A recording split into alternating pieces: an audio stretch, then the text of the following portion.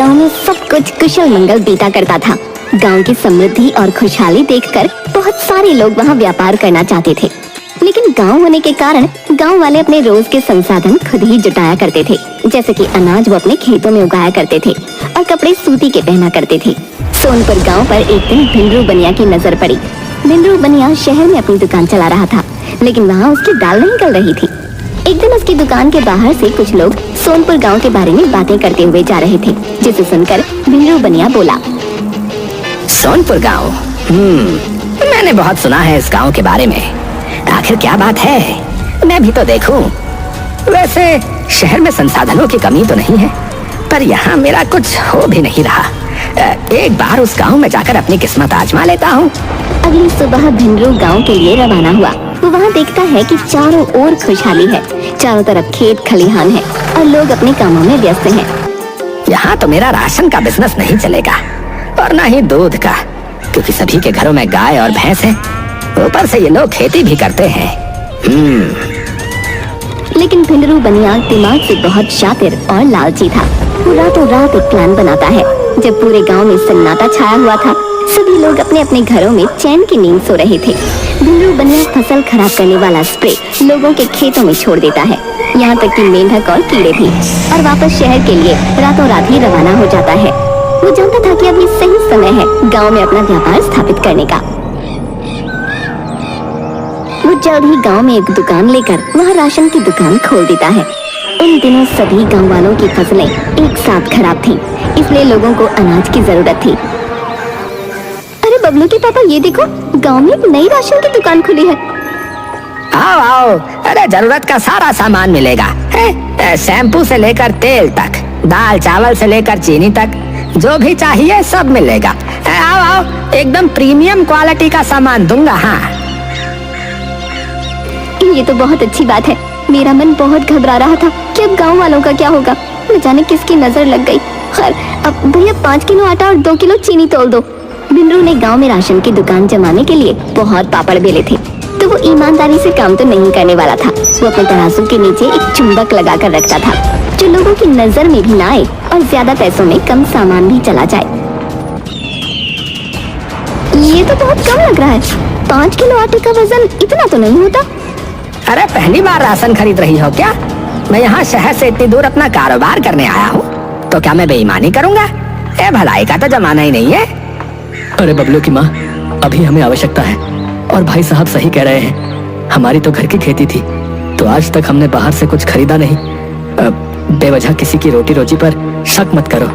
इन्हें पैसे दे दो और चलो घर चलते हैं। और ऐसे ही भिंडरू बनिया खूब कमाई करने लगा। कुछ दिनों बाद अब उसने अपनी दुकान पर काम करने के लिए कुछ छोटे बच्चों को भी रख लिया था।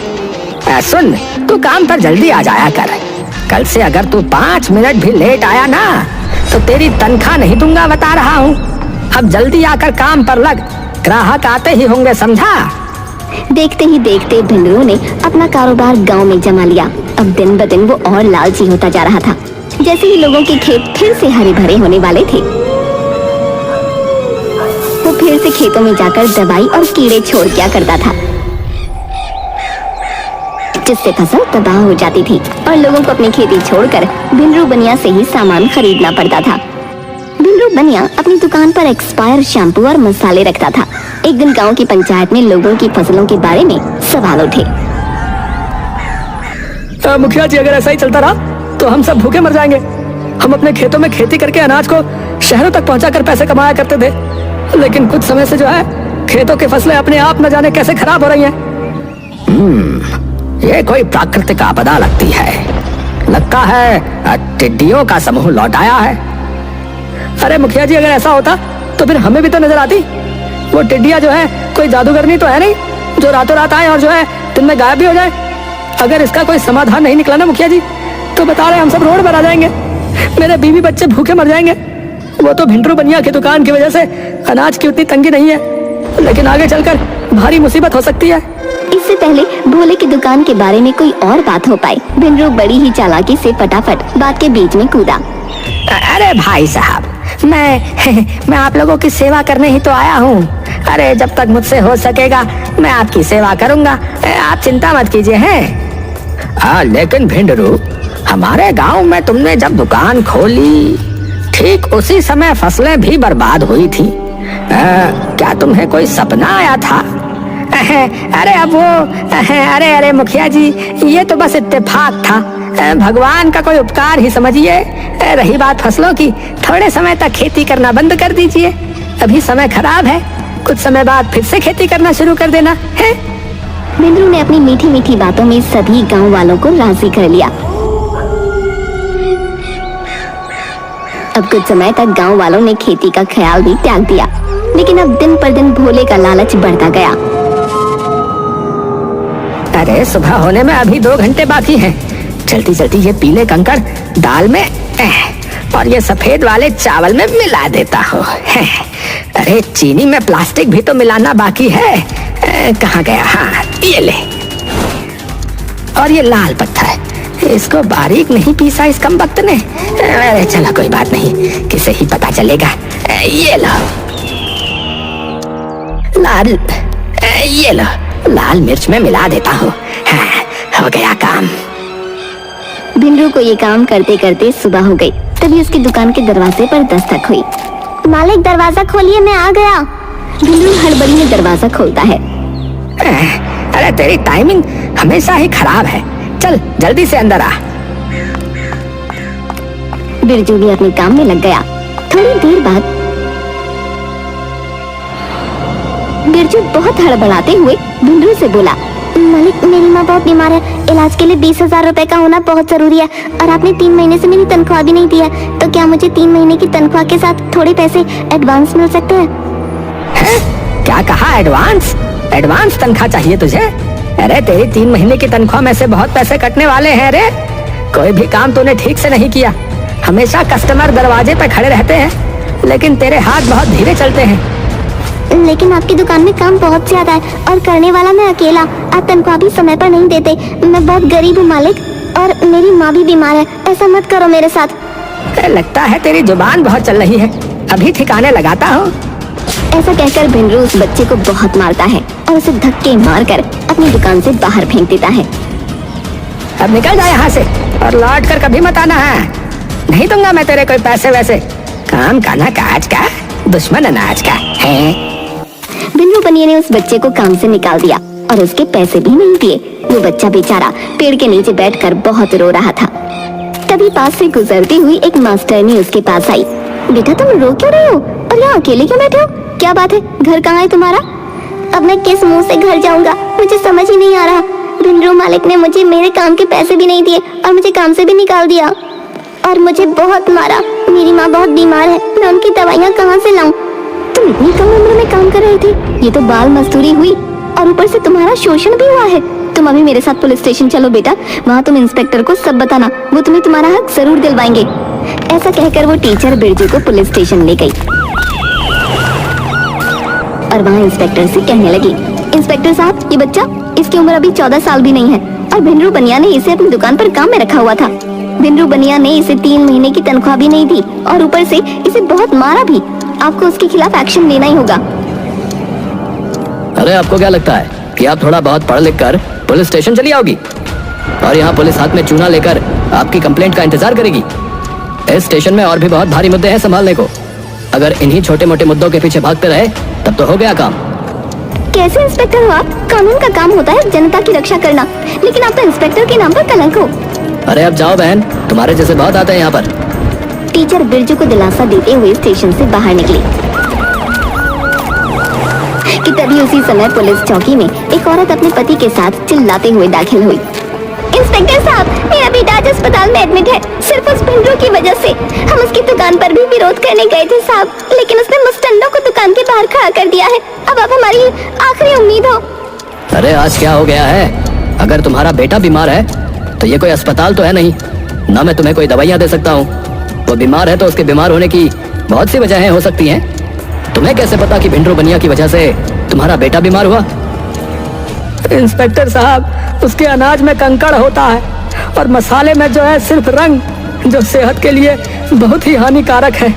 हमारे बेटे की तरह और लोग भी बीमार ना हो, इसीलिए हम यहाँ कंप्लेंट लिखवाने आए हैं। कि इतने में ही कुछ और गांव वाले पीछे से बिंद्रू के खिलाफ आवाज उठाने लगे। लोगों की भीड़ देखकर इंस्पेक्टर को अब भिंडरू बनिया की दुकान पर जाना ही पड़ा। अरे साहब आइए आइए, बैठिए बैठिए साहब। मुझे तुम्हारे खिलाफ बहुत सी कंप्लेन आई है। भिंडरू क्या है तुम्हारी दुकान में? अरे साहब, अरे साहब इतनी जल्दीबाजी क्या है? यहाँ आइए ना कोने में, यहाँ बात करते हैं। आइए आइए। भिंडरू अपनी दुकान के अंदर ले जाकर इंस्पेक्टर को रिश्वत दे देता है। इतनी सेवा पानी ठीक है या कुछ और खातिर करूँ आपकी साहब जी? आज तो मैं अकेले आया हूँ, लेकिन अगली बार कंप्लेंट मिली तो मेरी पूरी टीम आएगी।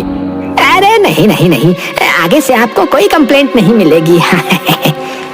इंस्पेक्टर के जाने के बाद भिंडरू ने चैन की सांस ली। अरे वैसे भी इस गांव से मुझे जितना मिलना था मिल गया है, अब अपना ठिकाना बदलना होगा। आज तो बच गए, लेकिन ये गांव वाले भी मेरा कुछ नहीं उखाड़ सकते। उनके पास मुझसे सामान लेने के अलावा और कोई रास्ता भी तो नहीं। इंस्पेक्टर जब पुलिस चौकी पहुंचा तो उसने लोगों को वहां से जाने के लिए कहा। देखिए, भिंडरू बनिया की दुकान का इंस्पेक्शन हो चुका है। वहाँ पर कुछ भी ऐसा नहीं मिला जिससे कोई परेशानी खड़ी हो। जाइए यहाँ से, वरना मुझे फोर्स को बुलाना पड़ेगा। इसके बाद कुछ पुलिस वालों ने मिलकर भीड़ को भगा दिया। अपनी बढ़ते लालच की वजह से अब भिंडरू दुकानदार अपने अनाज में 4 गुना अधिक मिलावट करने लगा था।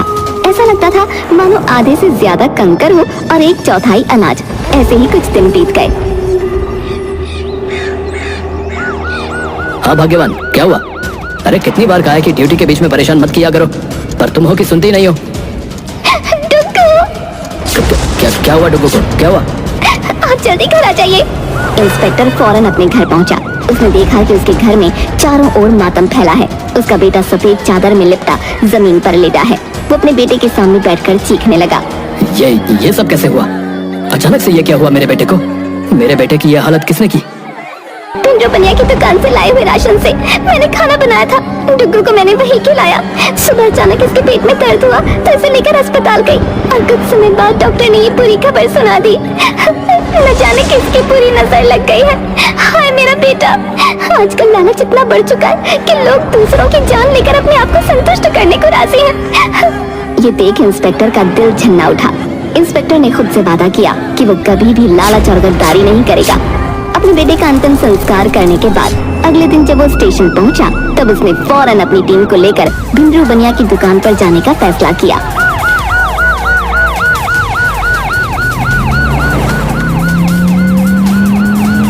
अरे मालिक, आप आज फिर से आ गए। पिछली बार माल पानी कम पड़ गया था क्या? वैसे कोई बात नहीं, कोई बात नहीं। आइए आइए। अरे आज तो पूरी फोर्स लेकर आए हैं साहब। तुम्हारी दुकान की तलाशी लेने आए हैं। हमारे पास वारंट है। भिंडरू हड़बड़ा गया। अरे पिछली बार तो आपको तलाशी करवाई थी इंस्पेक्टर साहब। आपने देखा तो था कि अंदर कुछ नहीं है। आप आइए ना, कोने में बात करते हैं। आइए ना। मुझे रिश्वत देने की कोशिश कर रहे हो? एक धारा और लगवा कर तुम्हारी सजा बढ़ा दूंगा। बहुत शिकायतें हैं तुम्हारे खिलाफ, अब तुम और बुरा नहीं कर सकते। अरे साहब, अरे मेरी बात सुनिए। अरे आप इस तरह से अंदर नहीं जा सकते। अरे मैं कह रहा हूँ ना। अरे पुलिस फोर्स भिंडरू की दुकान में घुस गई और तलाशी लेने लगी। साहब, चावल में तो सिर्फ कंकड़ है, लाल मिर्च में सिर्फ पिसी हुई ईंट की सुगंध आ रही है। साहब, तराजू के नीचे चुंबक भी मिला है। हाँ तो भिंडरू बनिया, तुम्हारे भोलेपन में तो मिलावट निकली। चलो गाड़ी में बैठो।